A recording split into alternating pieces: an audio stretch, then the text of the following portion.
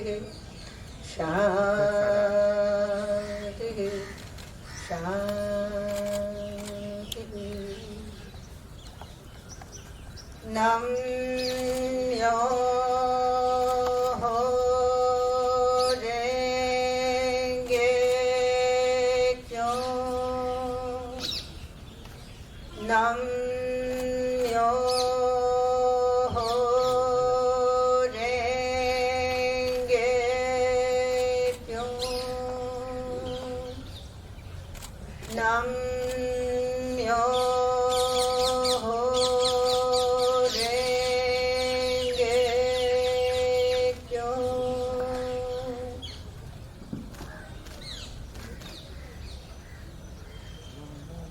अल-फातिहा।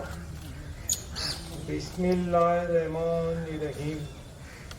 अल्हम्दुलिल्लाहि रब्बिल आलमीन। रहमानिर्रहीम मालिक यौमिद्दीन। इय्याका नअबुदु व इय्याका नस्तईन। इहदिनस सिरातल मुस्तकीम सिरातल लज़ीना अनअमता अलैहिम गैरिल मग़दूबि अलैहिम वलद्दालिन आमीन। अर्थात पहले ही पहल नाम लेता हूँ अल्लाह का, जो निहायत रहम वाला मेहरबान है। हर तरह की स्तुति भगवान के ही योग्य है। वह सारे विश्व का पालने पोसने वाला और उद्धारक, परम कृपाणु, परम दयालु है। चुकौती के दिन का वही मालिक है। पाप पुण्य का फल देने का वक्त उसी के अधीन है। हम तुम्हारी ही आराधना करते हैं और तुम्हारी ही मदद मांगते हैं। ले चलो हमको सीधी राह, उन लोगों की राह जिन पर तुम्हारा कृपा प्रसाद उतरा है, उनके रास्ते नहीं जिन पर तुम्हारी अप्रसन्नता हुई है या जो मार्ग भूले हुए हैं। तथास्तु। यथा हुवेरियो यथा रतुष अचाक्षी चचा वंग्यो दग्धामनिंगो श्रोत्रनाम ग्योस्मसाय शत्रिं चाय हुराय आयेम ब्रेकोप्यो दरतवासार्यम् अशेम बहु वहिस्तमस्ति उस्तास्ति उस्तमाय यदशाय वहिस्ताय अशेम वज्जा आत्मोय वहिष्ठा सर्वोश्चाशयोतना च ववोचा तातु वहु मनंगः अशाचा इषुदेम सतुतो खश्माका खशत्रा हौदा परशेम वस्ना ऐत्यम दावो अशेम बहु वहिस्तमस्ति उस्तास्ति उस्तमाय यदशाय वहिस्ताय अशेम आयायासा निमंगः अस्तान जथो रफेद्राई मैन्यौषमल्जा पौरुवीं स्पेन्तया अशा विस्पेन्द्योत्ना वंगेउष कर्तुं मनंगहो या खश्ने विषा गेउष्ट उर्वानेम अशेम बहु वहिस्तमस्ति उस्ता अस्ति उस्तमाय यदशाय वहिस्ताय अशेम यथा हुवेरियो यथा रतुरचाति चचा वंग्योस्दस्दामनिंगोष उत्तरणं ग्योस्मजाय शत्रिं चाय हुराय आयेम ब्रेकोप्यो दरद्वास्तारिम।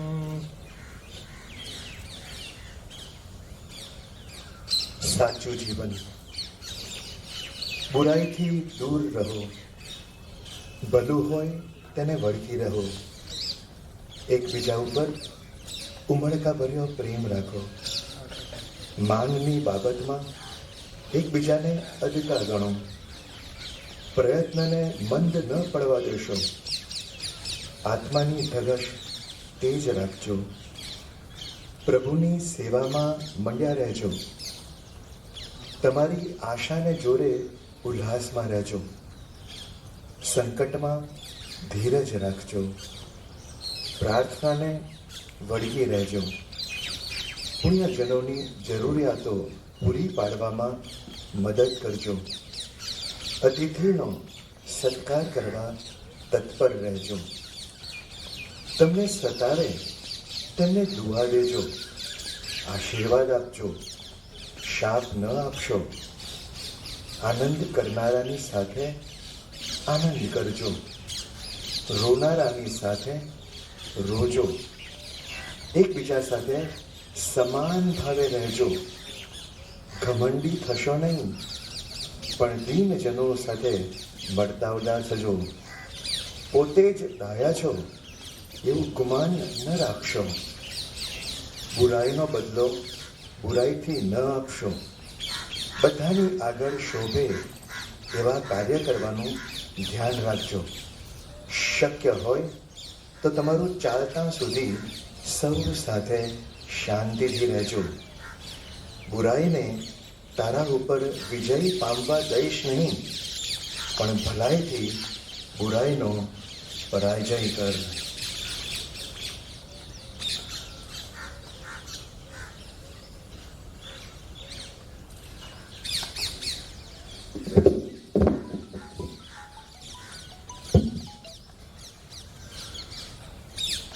નમો હરિહંતાણમ, નમો સીતાણમ, નમો આયર્યાણમ, નમો અજાયણમ, નમો લોય સર્વસાવણમ.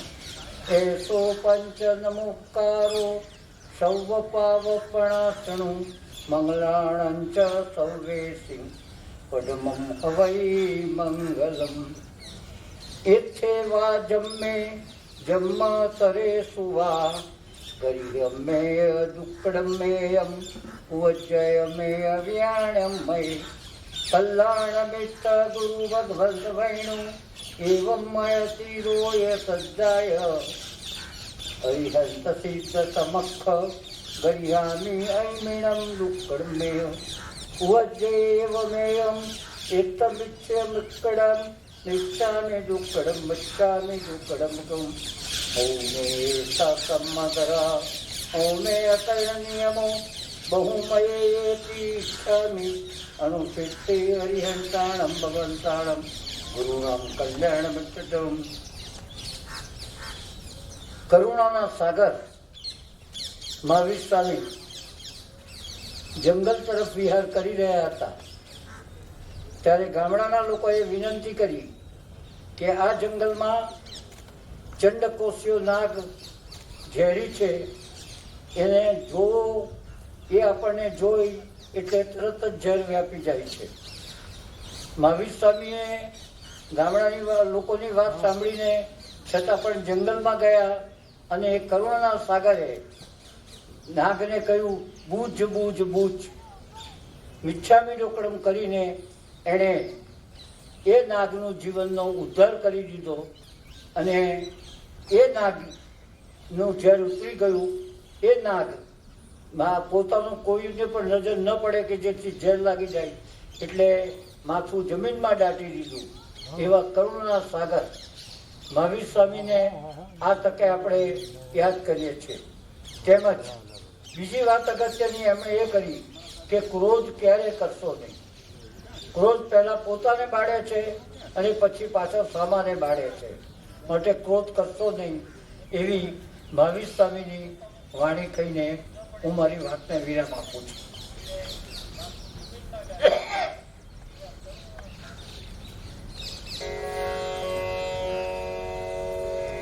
એક ઓંકાર સતનામ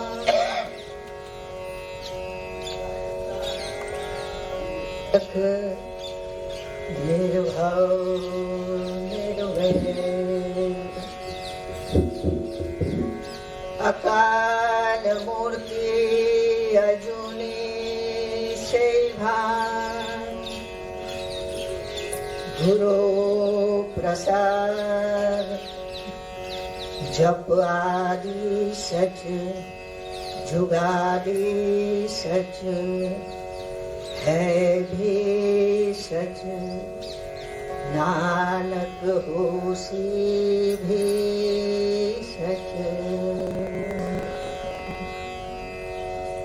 हरि ओम। ईशावास्यमिदं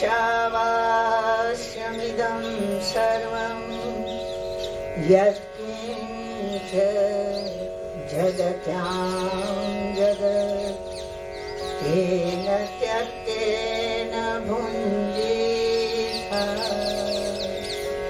मा क्रुध कस्य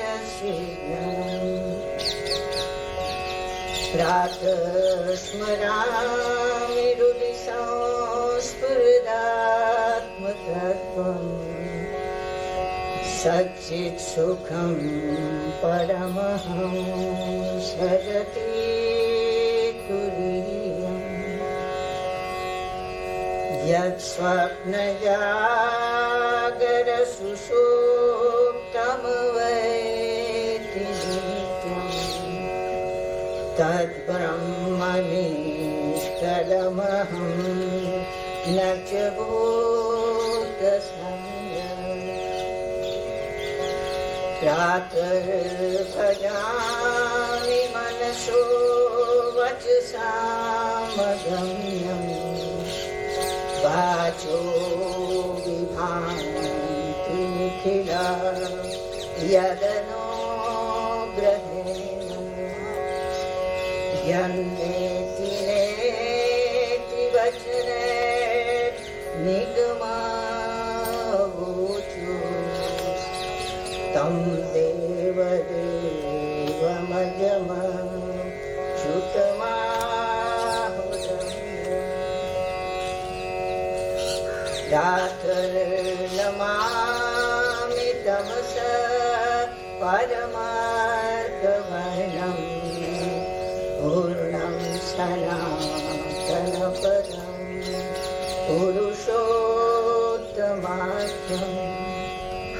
यस्मिन्निदं जगदशेषमशेषमुक्तो रज्ज्वाभुजङ्गमैव प्रतिभासितं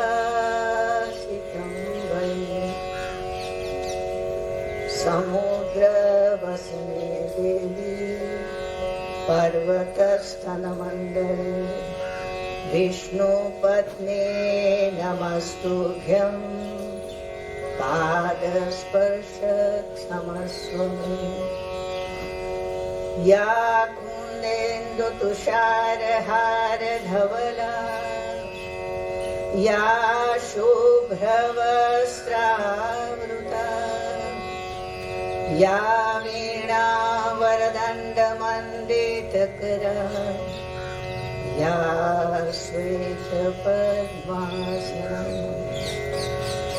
या ब्रह्माच्युतशङ्करप्रभृतिभिः देवैः सदा वन्दिता सा मां पातु सरस्वती भगवती निःशेषजाड्यापहा वक्रतुण्ड महाकाय सूर्यकोटिसमप्रभ निर्विघ्नं कुरु मे देव शुभकार्येषु सर्वदा गुरुर्ब्रह्मा गुरुर्विष्णु गुरुदेवो महेश्वर गुरु साक्षात् परब्रह्म तस्मै श्री गुरुवे नमः। शान्ताकारं भुजगशयनं पद्मनाभं सुरेशं विश्वाधारं गगनसदृशं मेघवर्णं शुभङ्गम् लक्ष्मीकान्तं कमलनयनं योगिभिर्ध्यानगम्यं वन्दे विष्णु भवभयहरं सर्वलोकैकनाथम् करचरणकृतं वा कायजं कर्मजं वा श्रवणनयनजं वा मानसं वा परागम् विहितं विहितं वा सर्वमेतत् क्षमस्व जय जय करुणाब्धे श्रीमहादेव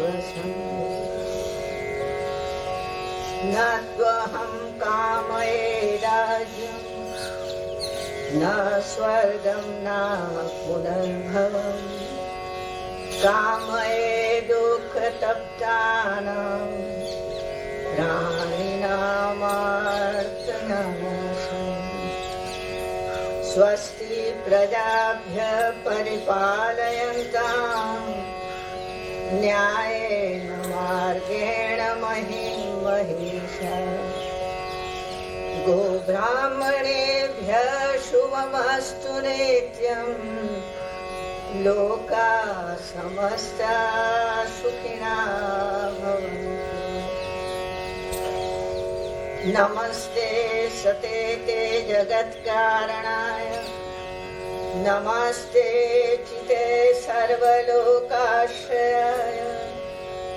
नमो द्वैततत्त्वाय मुक्तिप्रदाय नमो ब्रह्मणे व्यापिने शाश्वताय त्वमेकं शरण्यं त्वमेकं वरेण्यं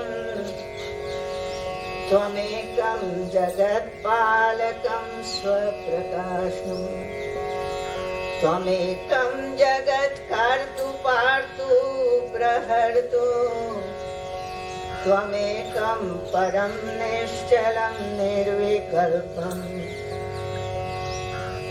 भयानां भयं भीषणं भीषणानां गति प्राणिनां पावनं पावनानां महोच्चैपदानां ह्रियन्तु त्वमेकं परेषां परं रक्षणं रक्षणानाम् वयं त्वां स्वरामो वयं त्वां भजामो वयं त्वां जगत्साक्षिरूपं नमामो सदेकं निरालं निरालम्बैशं भवाम्भोतिपोतं शरणं व्रजामि अहिंसा सत्यस्तेय ब्रह्मचर्य असंगः शरीरश्रमस्वाद सर्वत्र भयवर्धनम् सर्वधर्म समानत्व स्वदेशी स्पर्श भावना विनम्र व्रतनिष्ठा से ये एकादश से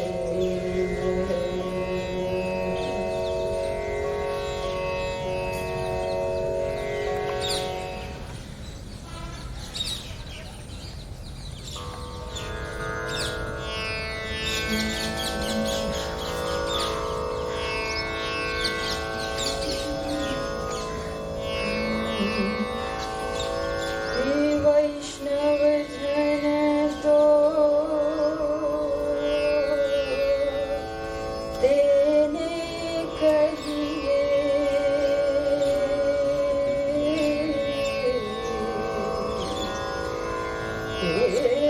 वैष्णव जन तो तेने कहिए अज पीड़ पराई जाने रे वैष्णव जन तो तेने कहिए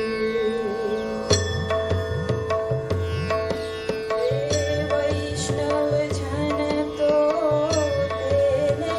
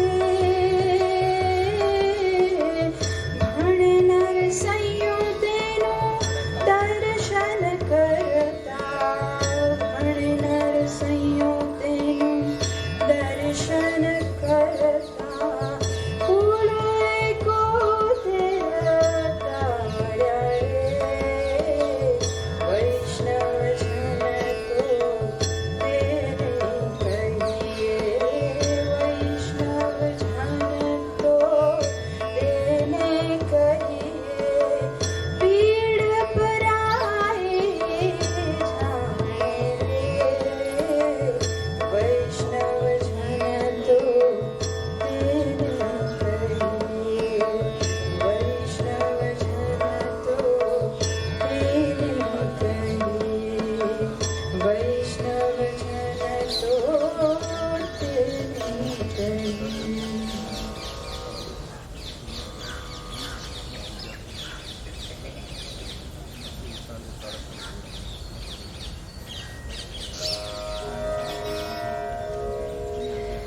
રઘુપતિ રાઘવ રાજા રામ પતિત પાવન સીતારામ. રઘુપતિ રાઘવ રાજા રામ પતિત પાવન સીતારામ. ईश्वर अल्लाह तेरे नाम सबको सम्मति दे भगवान. ईश्वर अल्लाह तेरे नाम सबको सम्मति दे भगवान. रघुपति राघव राजा राम पतित पावन सीताराम. रघुपति राघव राजा राम पतित पावन सीताराम. रघुपति राघव राजा राम पतित पावन सीताराम. रघुपति राघव राजा राम पतित पावन सीताराम.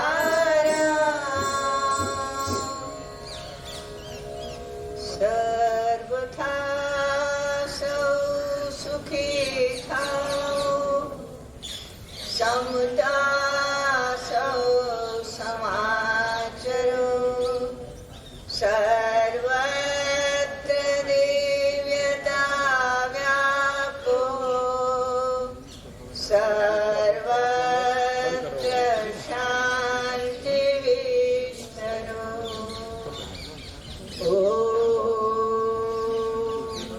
શાંતિ શાંતિ શાંતિ.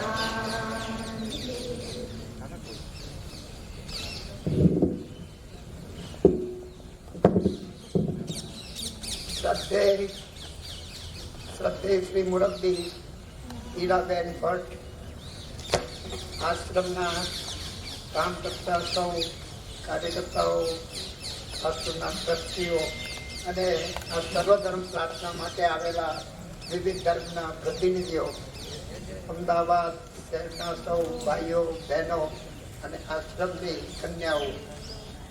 આજે ગાંધી જયંતિ છે, પણ આંતરરાષ્ટ્રીય અહિંસા દિવસ છે. ગાંધીજીએ કહેલું કે મારું નામ ભૂલી જજો, મારું કામ યાદ રાખજો અને કામ કરજો. તો એમને આપણા ભાદરવા બારસને રેટિયા બારસ કહી, અને હવે ગાંધી જયંતિ આપણે કયા કરતા હતા એને આંતરરાષ્ટ્રીય દુનિયાના 136 દેશોએ કહ્યું કે આજનો અહિંસા દિવસ છે. આ અહિંસા દિવસે આપણે સૌએ અહિંસા એટલે માત્ર ઉપરની કોઈને મારવું નહીં, છોડવું એ નહીં, પણ આપણા મનમાં સૌને માટે પ્રેમ, સૌહાર્દ, સદભાવ પેદા થાય અને સૌની સાથે આપણે એકાત્મ ભાવ પેદા કરીએ એ અહિંસા. એવા બાપુના આજના જન્મદિવસે અને એમની કેવી યાદ આવે છે. ઉકાઈનો ડેક બાંધવાનો હતો અને એની બધી ચર્ચાઓ ચાલતી હતી. વેરસી આશ્રમના અમે લોકો એ વિસ્તારમાં જેટલી ડૂબમાં જમીન જવાની હતી એમના પરિસ્થિતિ શું છે એનો અભ્યાસ કરવા માટે અને ભૂદાનના એ દિવસો હતા એટલે ભૂદાન યાત્રા ગામમાં ગયેલા. એક ગામમાં ગયા, જુદા જુદા ગામમાં ગયા તો એક ગામમાં ભાઈઓ પેલા જે ભેગા થયા એમને પૂછ્યું કે આ જમીનમાં ક્યારે જવાની છે, અમને ખ્યાલ નથી આવતો, કહો તો સમજણ પડે કે આ વર્ષે અમારે ખેતરમાં વાવેતર કરવું, ટૂંકા સમયનું વાવેતર કરવું કે 6 મહિના ચાલે એવું વાવેતર કરવું. અમે એ વખતે બહુ સમજ નહીં, ખ્યાલ પણ નહોતો કે ડેમનું કામ ક્યારે થવાનું છે, એટલે કહ્યું કે અમને ખબર નથી. ત્યારે એ ગામડાના ભાઈએ કહ્યું કે જો અત્યારે ગાંધીજી અહીં આવ્યા હોત તો આવો જવાબ ના આપત. ગાંધીજી કેમ કે મને ખબર નથી, પણ હું ખબર માહિતી મેળવી અને તમને જણાવીશ. આ ગાંધીજીનો માટેનો લોકોનો વિશ્વાસ. મેં પૂછ્યું કે તમે ગાંધીજીને કોઈએ જોયા છે? તો કે ગામમાં કોઈએ જોયા નહોતા. તો તમે કેવી રીતે માન્યો કે ગાંધીજી આવો જવાબ? તો કે ગાંધી બાપુ દુઃખીના ડેલી હતા, એટલે દુઃખી લોકોને જોઈ અને એનું દુઃખ દૂર કરવાનો એ જીવનભર એમને કામ કર્યું. એટલે અમને એમ લાગ્યું કે ગાંધીજી હોત તો અમારા દુઃખની વાત સાંભળત, જાણત અને દુઃખનો કંઈ ઉપાય કરત. આ જે શ્રદ્ધા, આ વિશ્વાસ એ ગાંધીએ ઊભો કર્યો. માટે ગાંધીનું કામ એક સામાન્ય વકીલ અને દક્ષિણ આફ્રિકામાં સત્યાગ્રહનો એક જ્વલંત ઉદાહરણ હું કરી અને આપણા દેશમાં આવ્યા હતા, પણ દેશના રાષ્ટ્રપિતા થઈ શક્યા એ આ વિશ્વાસ. ઉત્તર પ્રદેશના યાત્રા ભૂદાનની અમે કરતા હતા. સુજાગંજ કરીને ગામ, ત્યાં ગયા અને વિનોબા સાથે લગભગ 30 માણસો હતા. ટોળી આગળ જવા માંડી. ગામના લોકો એમનું સ્વાગત કરીને મહાત્મા ગાંધીજી કી જય, મહાત્મા ગાંધીજી કી જય બોલવા લાગ્યા. તો નિર્મળા દેશપાંડે ત્યાં હતા, એ વિનોબાની સાથેના કાયમી. એમને કહ્યું કે આ મહાત્મા ગાંધીજી નથી, આ તો વિનોબા છે. એટલે ગામના લોકોએ કહ્યું કે હા, અમને ખબર છે કે મહાત્મા ગાંધીજી હવે નથી, એમનું મૃત્યુ થઈ ગયું છે, પણ અમને ખબર છે કે જે કોઈ ગરીબનું, દુઃખીનું કામ કરનારો કામ કરે છે એ મહાત્મા ગાંધીજી છે.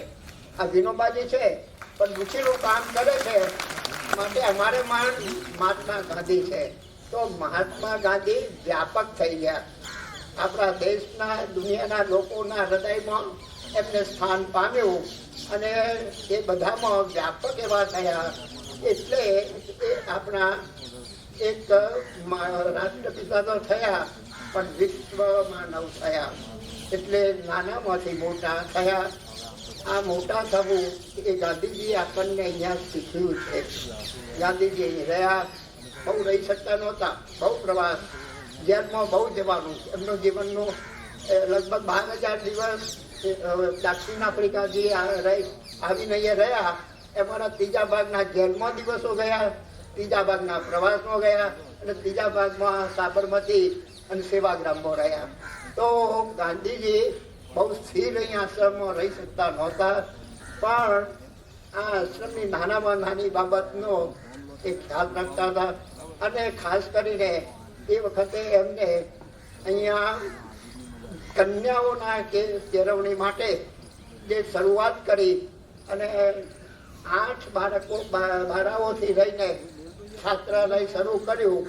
એ છાત્રાલયનો એ વખતે એમને વિચાર કર્યો કે ભાઈઓને, છોકરાઓને અભ્યાસ માટે તો બહુ ઘણી સારી કંઈ વ્યવસ્થા થશે, પણ કન્યાઓની કેળવણી માટે આપણે આશ્રમમાં કામ કરવું. અને આપણે જોઈએ છે કે આટલા વર્ષો દરમિયાન હજારો કન્યાઓ આ આશ્રમમાં ભણી અને પોતાનું જીવન બહુ સારી રીતે જીવવા લાગી છે અને જવાબદારી બધી કામો કરે છે. એ ગાંધીજીની એક મોટી દૂરદર્શી છે.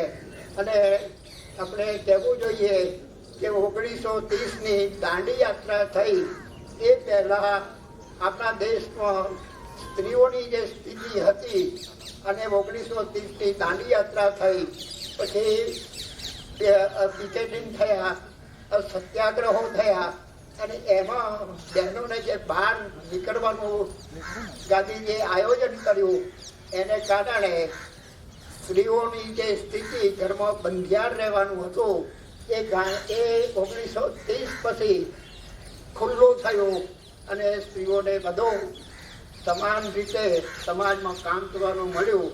એટલે દાંડી યાત્રાની એક મોટી ફલશ્રુતિ સ્ત્રીઓની સ્વતંત્રતા ઊભી કરવાનું અને સ્ત્રીઓને સ્થિતિ સુધારવાનું કામ ગાંધીજીએ કર્યું. એનો પાયો આશ્રમમાં છે.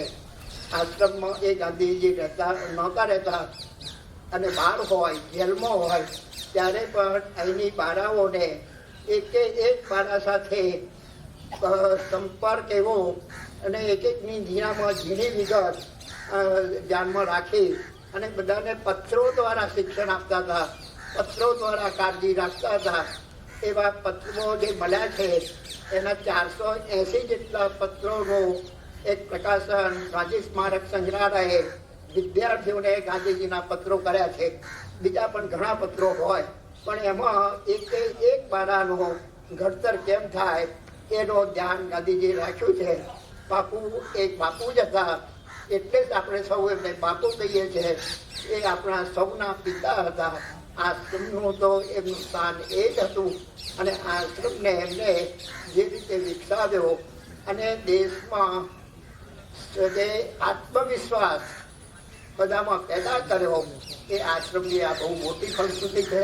એની બધી વિગતોનું અત્યારે કહેવાનો સમય નથી પણ આજે આપણે બાપુનું સ્મરણ આ રીતે આપણા જીવનને આપણા વિશ્વાસથી કરીએ અને જીવનમાં અસર નિરાશાઓ દરેક પ્રકારની વિટંબણાઓ એ બધું હોય છે એને બાજુ પર છેડીને રાખીને આપણે વિશ્વાસનું જે વાતાવરણ કરીએ એ આજનો એક વિચાર કરવા જેવો મુદ્દો છે. આજે આપણે કહ્યું એ પ્રમાણે ગાંધી જયંતિ છે. શ્રદ્ધેય ઈલાબેન આપણા આશ્રમના જે સ્મારક ટ્રસ્ટ છે એના અધ્યક્ષ છે. પણ એ અધ્યક્ષ કે આશ્રમ એના કરતાં પણ એક વિશેષ એમનું સ્થાન એમનો પરિવારમાં પણ એમના નાનાજી એટલે બાના પિતાજી ધારાસણામાં જે સત્યાગ્રહ થયો એમાં ગયેલા. એ તો આમ તો ડૉક્ટર હતા પણ ત્યાં એમને જે પ્રકારનો સત્યાગ્રહ કર્યો અને જે સહન કરવાનો આવ્યો, માર ખાવાનો આવ્યો, પોલીસની જે યાતનાઓ સહન કરી છે એ ઈલાબેનને જાણે છે. એમના ઘરવાળા રમેશભાઈ એ આશ્રમ સાથે એટલા સંકળાયેલા રહેતા હતા અને એમના જીવનના ઘણા કામોમાં આશ્રમ સાથે સંકળાતા હતા. અનેક કાર્યક્રમો કરતા હતા. સેવાનો જે આરંભ થયો એની વિચારણા વખતે પણ એ અનેકવાર આશ્રમમાં આવી ચર્ચા વિચારણાઓ કરતા હતા. ઈલાબેન સાથે પણ એ વખતે આવતા હતા. એટલે એમનું ઘરનું વાતાવરણ આશ્રમ સાથે અત્યંત સંકળાયેલું છે. એવા ઈલાબેન આજે આપણને ગાંધીજી વિશે ઉદ્બોધન કરશે પણ એમનો જીવન સંપર્ક બધા સાથે છે અને એમાંથી એક કામ તો વકીલ હતા પણ વકીલનું જીવન એમને જીવતા મજૂર મહાજનમાં કામ કરતા એમને લાગ્યું કે જે અસંગઠિત બહેનો છે, સંગઠિત બહેનોને તો અનેક પ્રકારના લાભ મળે છે એમનું સંગઠનને કારણે, પણ અસંગઠિત બહેનો છે જેને શહેરમાં જુદા પોતાના હાથે સ્વાવલંબી નાના ચીંથરા વીણવાના, કાગળ વીણવાના, સફાઈ કરવાના અને નાના મોટા ઘરના ઉદ્યોગ ધંધા કરી અને જીવન જીવનારી જે બહેનો છે એમને સંગઠિત કરવી અને એમની શક્તિ જાગૃત કરવી એનું એક મિશન લઈને એમને કામ શરૂ કર્યું. અને એ સેવા દ્વારા આપણે જોઈએ છે કે આજે જગતમાં જેની નામના છે એવી સેવાએ પોતાની સ્ત્રીઓની શક્તિ જગાડી છે. એ એમનું બહુ મોટું પ્રદાન ઈલાબેનનું છે અને એમને એને કારણે દુનિયા એક વિશિષ્ટ દ્રષ્ટિએ એક સ્ત્રીઓની કેટલી શક્તિ છે એ જાણવા સમજવા માટે સેવા એક નમૂનો છે. એટલે એમને અનેક પ્રકારના એવોર્ડ, પદ્મભૂષણ, પદ્મવિભૂષણ, લાઈવ સેટેલાઇટ સાઈ ફૂલ્ડિંગ એવોર્ડ અને વગેરે ઘણા એ સન્માન તો મળ્યા છે. પણ સાચું સન્માન એ અમદાવાદના જે ગરીબ મજૂર વિસ્તારના બહેનોનું સંગઠન કર્યું એ છે. એ હીરાબેનને આપણે ગાંધી વિચાર સાથે કઈ રીતે આપણે કેમ કામ કરી શકીએ, આપણને પ્રેરણા આપે એવી એમને વિનંતી કરવા કરું છું. અને ત્યાં સુધી ગૌરવ કરવા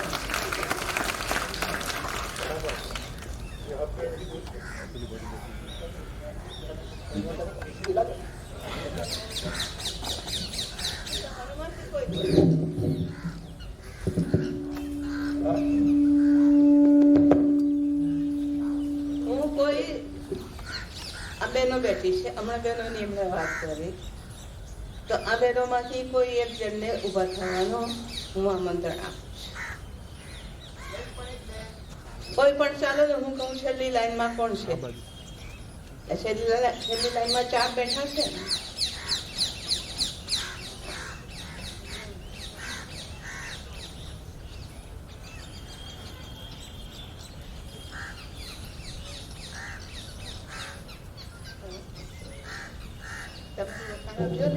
તમારા દિલમાં જે હોય તે સાચું કે છે. આ ભણાવેલું નહીં.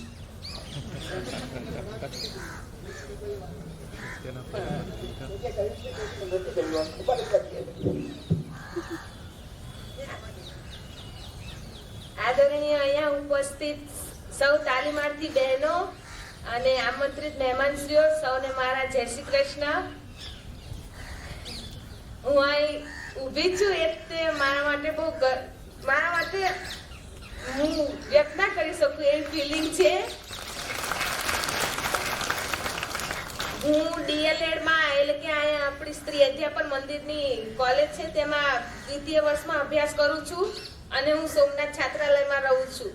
અને મને બંને સોમનાથ છાત્રાલય અને DLED કોલેજમાં એડમિશન મળ્યું એ મારા માટે બહુ ભાગ્યની વાત છે. ખરેખર આ જગ્યામાં તો વાઇબ્રેશન કે ને કે આપણને અમુક જગ્યા લાગી આવે કે અમુક સ્થાન આપણને કે તું અહીંયા જ રોકાઈ જાય એવી મને અહીં વાઇબ્રેશન મળી હતી. હું ફર્સ્ટ ટાઈમ અહીંયા આવી ને ત્યારે અને મને એવું થયું કે હું અહીંયા જ આવીશ અને હું જેટલી બહેનોને જાણું છું મારા પરિવારમાં, મારા સર્કલમાં અને મારા ગામડે કે ગમે ત્યાં એ બધી બહેનો હું અહીંયા ભણવા તો જરૂર મોકલીશ.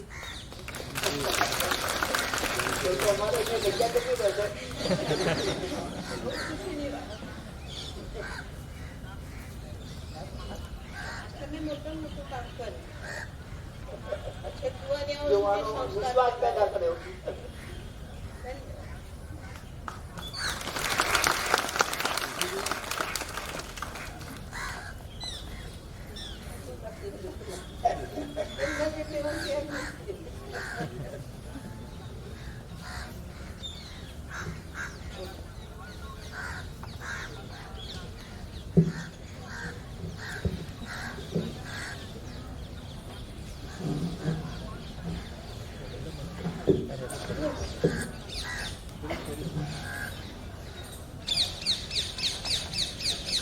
સૌને મારા પ્રણામ.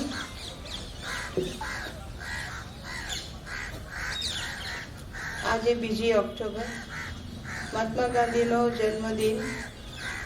અહીં આશ્રમમાં આ તેમનું ઘર. એ અહીં વર્ષો સુધી રહ્યા. અનેક સત્યાગ્રહની લડતોને અહીંથી આગળ ધપાવી. એ આપણા બાપુને આજે તેમની વર્ષગાંઠના હૃદયપૂર્વક પ્રણામ, આપણા પ્રણામ, વંદન, અભિનંદન. અમે દર વર્ષે બાપુ તમને હૃદયપૂર્વક સ્મરીએ છીએ અને એટલી જ ઝડપથી બીજી સવારથી વિસરીએ છીએ. બાપુ, તારા નામે સત્ય અહિંસાના તે દીધેલા એ મૂલ્યોના ગુણગાન ઢોલ કે હવે વોટ્સએપ બજાવીને ગાઈએ છીએ, ખરું? પણ ગાંધીજીએ સત્ય અને અહિંસા આ બે મૂલ્યોને તેમના જીવન અને દરેક કાર્યના મુખ્ય મધ્યવર્તી મૂલ્યો ગણ્યા છે. અને તેવું તે ભારપૂર્વક પોતે પણ બોલતા રહ્યા છે, જેની આખી દુનિયા સાક્ષી રહી છે. આ બે મૂલ્યો સત્ય અને અહિંસા એ મારા મનમાં, મારી વાત કરું કે મારા મનમાં આજે મોટા પ્રશ્નાર્થ રૂપે મને સતાવ્યા કરે છે. સાબરમતી આશ્રમના ટ્રસ્ટોની મિટિંગ હોય કે ગુજરાત વિદ્યાપીઠના વિદ્યાર્થીઓ સાથેનો સંવાદ હોય કે સેવાની બહેનો 20 વર્ષે ભાડાની ઓફિસમાંથી પોતાની બચતથી પોતાની માલિકીની પોતે બાંધેલી ઓફિસમાં ખર્ચતા હોય, ત્યારે મને બાપુની સત્યના સિદ્ધાંતની વાત યાદ આવે છે અને ખેદ થાય છે. આપણા દેશમાં કુલ શ્રમ દળ એટલે કે વર્કફોર્સ ના આઝાદી મળી ત્યારે 89% હતા. એટલે ટોટલ વર્કફોર્સમાંથી 89% જે હતા અને આજે 94% શ્રમિકો અર્થતંત્રના અસંગઠિત કહેવાતું નામ આપ્યું છે કે અસંગઠિત ક્ષેત્રમાં છે. એટલે અંગ્રેજીમાં ઇકોનોમિક્સો એને ઇન્ફોર્મલ સેક્ટર કહે છે. તેમાં કામ કરી રહ્યા છે. 94% આપણા ટોટલ વર્કફોર્સમાંથી એ આ અસંગઠિત ક્ષેત્ર ઇન્ફોર્મલ સેક્ટરમાં કામ કરી રહ્યા છે. એ કોણ? જેવા કે ઘરેલું કામદારો, લાખો શ્રમિકો, કરોડો ખેતમજૂરો, લાખો હાથ કારીગરો, કરોડો દાઢી મજૂરી કરનારા શ્રમિકો દેશના દર 10 વર્ષે સત્તાવાર રીતે નોંધવામાં આવે છે. કેવી રીતના? જેને આપણે વસ્તી ગણતરીનો પત્ર કહીએ છીએ, તેમાં આ સર્વે શ્રમિકોને નોન વર્કર, બેરોજગાર એ રીતે નોંધવામાં આવે છે. આ દેશને આ કરોડો નાગરિકોનો શ્રમ ખપે. જીડીપી એટલે કે રાષ્ટ્રીય આવકમાં જીડીપીમાં ગણાય, એને ગણી લે. પછી રાષ્ટ્રીય આવકમાં છે તો દેશના લેવલ પર, નેશનલ લેવલ પર એને નેશનલ ઇન્કમ તરીકે એ છે તો નોંધવાનું ખપે. જેમ કે ગામડામાં એનું જે દૂધ છે તો દૂધ ડેરીમાં જાય, દૂધ બજારમાં વેચાય, તેના નાણાં ઉપજે, તે દૂધ પ્રોસેસ થાય, પેક થાય, તે પેકેજ દેશભરના બજારોમાં રોજ વેચાય. જીડીપીમાં સમગ્ર પ્રક્રિયા, આખો જે દૂધનો પ્રોસેસ છે તેને નોંધવામાં આવે. પણ પેલા જે દૂધ દોનારા છે તે બેરોજગાર, એ નોન વર્કર. એનું નામ છે તો ચોપડે છે તો બેરોજગાર તરીકે એનું નોંધવામાં આવે. અને સરકારી ચોપડે એ નોંધાયા દેશને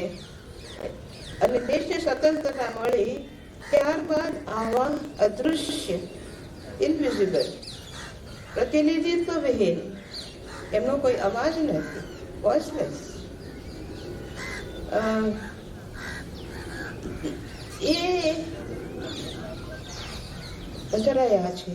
અને એમની પ્રક્રિયાની ગણતરી થાય, પણ તે મનુષ્યને કામદાર બનવું ના ખપે. આ રાજકીયમાં આ નર્યું અશક્ય નથી શું? દાખલા તરીકે મેં કહ્યું તેમ એક બેન ગાય દોઈ રહી છે, પણ પેલી દૂધ દોનારી બાઈનું નામ બેરોજગાર તરીકે સરકારી ચોપડે નોંધાય.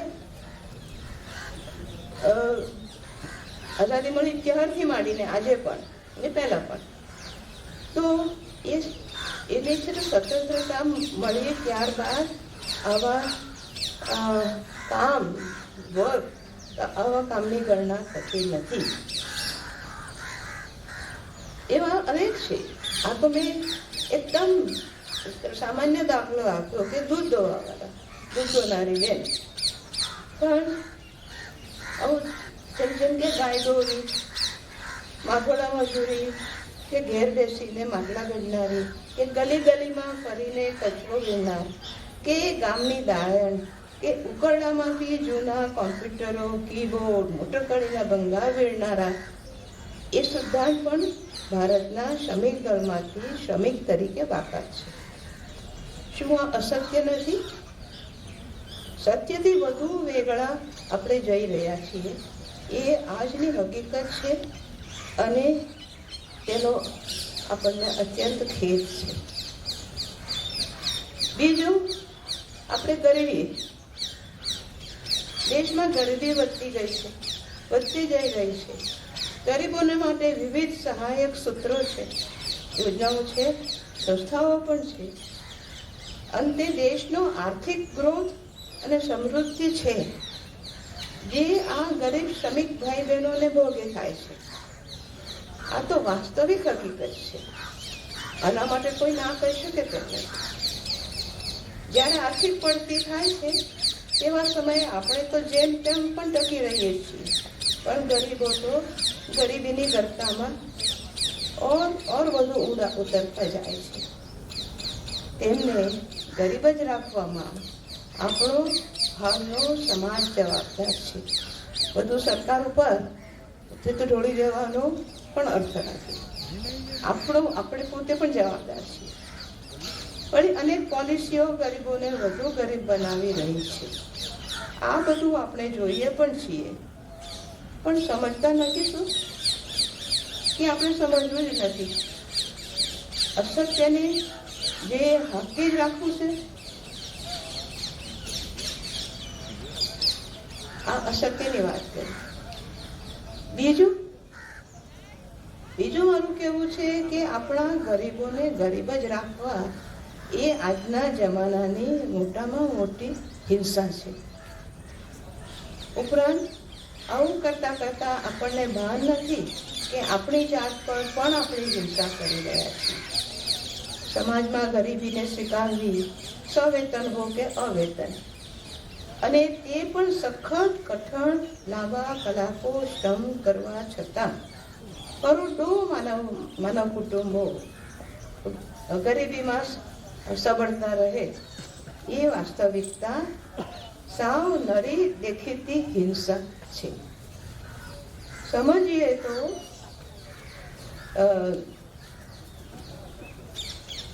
આપણે સમજીએ તો છીએ, પણ મોઢું ફેરવી દઈએ છીએ. સારા અંશ એ ગરીબી એ હિંસા છે, આપણી સમાજની સંમતિથી થતી હિંસા છે. કોઈ આ ભૂમિ પર ભૂખ્યું રહે છે કે?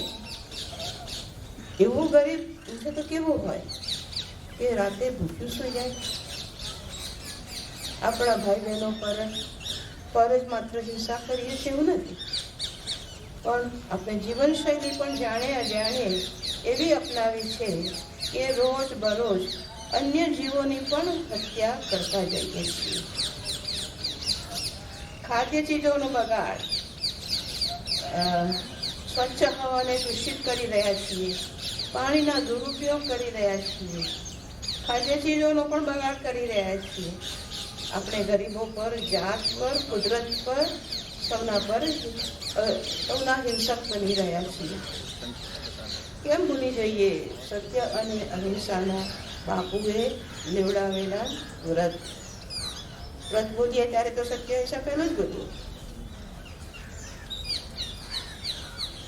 ખરું ને? સત્ય અહિંસા ચોરી ન કરવી તો એને કેમ ભૂલી જઈએ?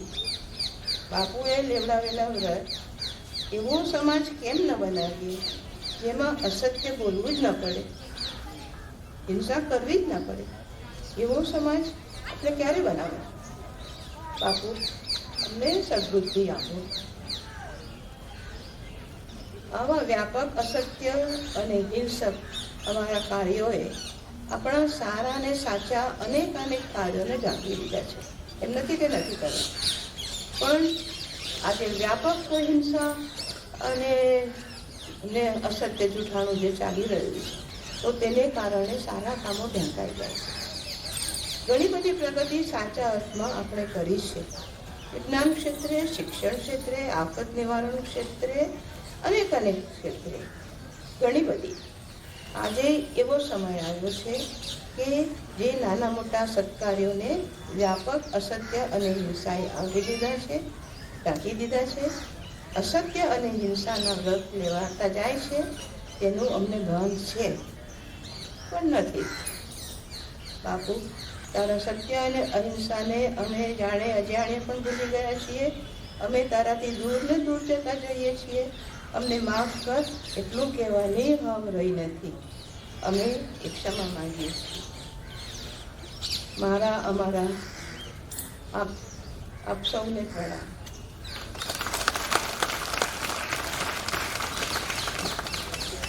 આજે સાંજે 5:30 વાગે આશ્રમથી જુનાગઢ સુધી એક યાત્રા જવાની છે. એનો ઉદ્દેશ્ય છે ગાંધીજી જે વૈષ્ણવજનનો આ ઉભો કર્યો એ વૈષ્ણવજનને ગામીમાં પહોંચાતા એ યાત્રા નીકળશે. અને કશ્મીરી સૂફી લોકગાયક ગુલજાર અહમદ દ્વારા વૈષ્ણવજન ભજન કશ્મીરી ભાષામાં આજે 5:30 વાગ્યામાં ગવાશે. એટલે કશ્મીરમાં જે કંઈ ભાષા છે એનો આપણને અનુભવ થશે. એ જ રીતે ગાજીની આત્મકથા અત્યારે 16 ભાષાઓમાં ઉપલબ્ધ છે, મળે છે. એમાં બીજી 2 ભાષાઓનો ઉમેરો આજે થવાનો છે. એ છે કશ્મીરી ભાષા અને બોડો. કશ્મીરી ભાષામાં પહેલાં પણ આત્મકથા છપાઈ હતી, પણ 1965 પછી એ પ્રાપ્ય નહોતી. એ ફરી હવે પ્રાપ્ય થશે અને નવજીવન પ્રકાશન દ્વારા આ 2 ભાષામાં ઉમેરો થશે. એટલે હવે કુલ 18 ભાષામાં આત્મકથા આપણને મળશે. વિનોબાએ કાશ્મીરમાં પીર પંજાબ સુધીની પદયાત્રા કરેલી અને કાશ્મીરમાં જે પડેલા એ વખતે એમનો જે કંઈ સંવાદો અને પ્રવચનો થયેલા એનું પુસ્તક હતું મોહબ્બત કા પૈગામ. એનું ગુજરાતી ભાષામાં આજે આપણને પ્રકાશન મળશે. એટલે 3 કાર્યક્રમો આજે સાંજે 5:30 વાગે સંગ્રહાલયમાં થશે. જેમને અનુકૂળતા હોય તે સૌને આવવા નિમંત્રણ છે. આપ સૌ આવ્યા, ધન્યવાદ. સૌને પ્રણામ. જય જગત.